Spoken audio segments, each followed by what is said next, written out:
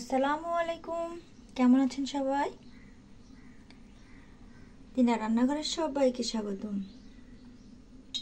আজকে আমি খুব তাড়াতাড়ি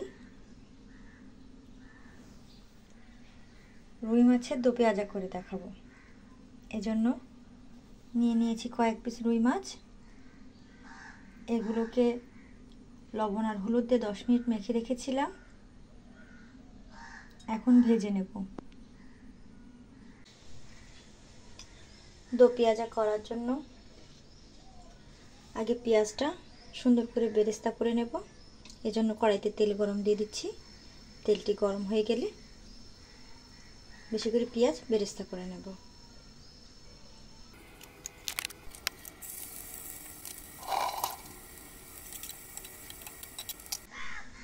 পেঁয়াজ বেরেস্তা হয়ে গেছে। এখন আস্তে আস্তে মাছগুলো মুচমুচে করে ভেজে নেব।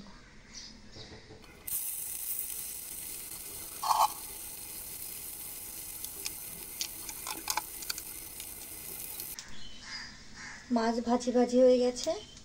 এখন রান্নার জন্য কড়াইতে তেল গরম দিয়ে দিচ্ছি। তেলটি গরম হয়ে গেলে পেঁয়াজ আর কাঁচা ঝাল ভেজে নেব।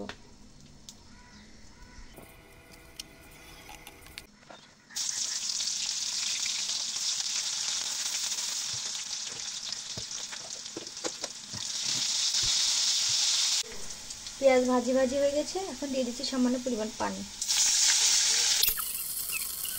এখন দিয়ে দেবো পেঁয়াজ, রসুন আর আদা বাটা।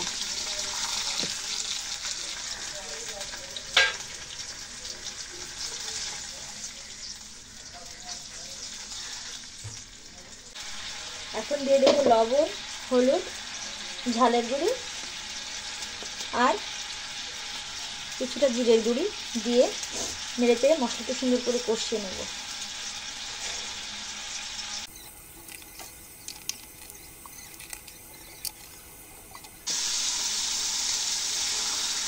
মশলা সুন্দর করে কষা হয়ে গিয়েছে, পুরো তেল ফুটে উঠেছে। এখন দিয়ে দেব কিছু আলু। আসলে দো পেঁয়াজিতে সাধারণত আলু দেয় না, কিন্তু আমি যাদের জন্য রান্না করতেছি তারা এতে আলু খেতে পছন্দ করে।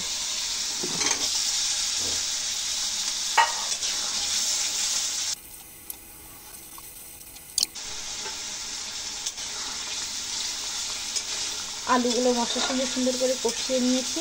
এখন এর উপর থেকে মাছগুলো দিয়ে সামান্য পরিমাণ ঝোলের পানি দিয়ে দেব।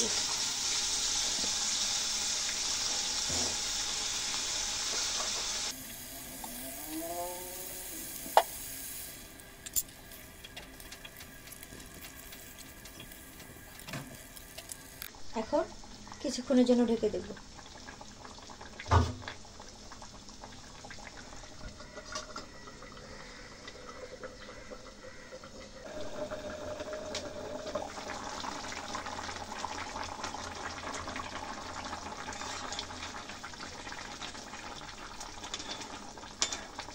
মাছটা উতলাতে শুরু করেছে।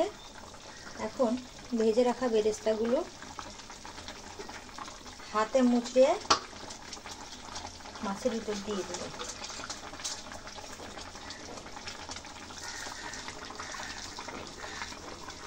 দিয়ে জাল কমিয়ে ঢেকে দেব।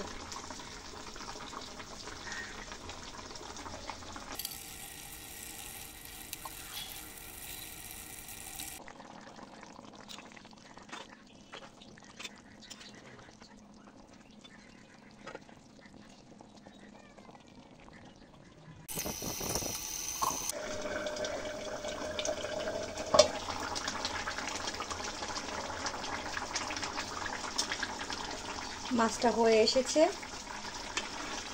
আর একটু সামান্য ঝোলটা নিয়ে নামিয়ে নেব।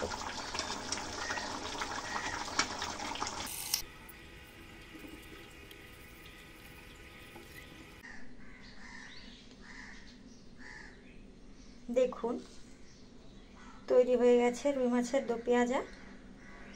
দেখতে দারুণ, খেতে অনেক চমৎকার। আপনারা এইভাবে তৈরি করে খেয়ে দেখতে পারেন। রুই মাছের দো পেঁয়াজা বিভিন্নভাবে তৈরি করা যায়, তবে খুব সহজে জলদি আমার কাছে এইভাবে রান্না করতে মনে হয়।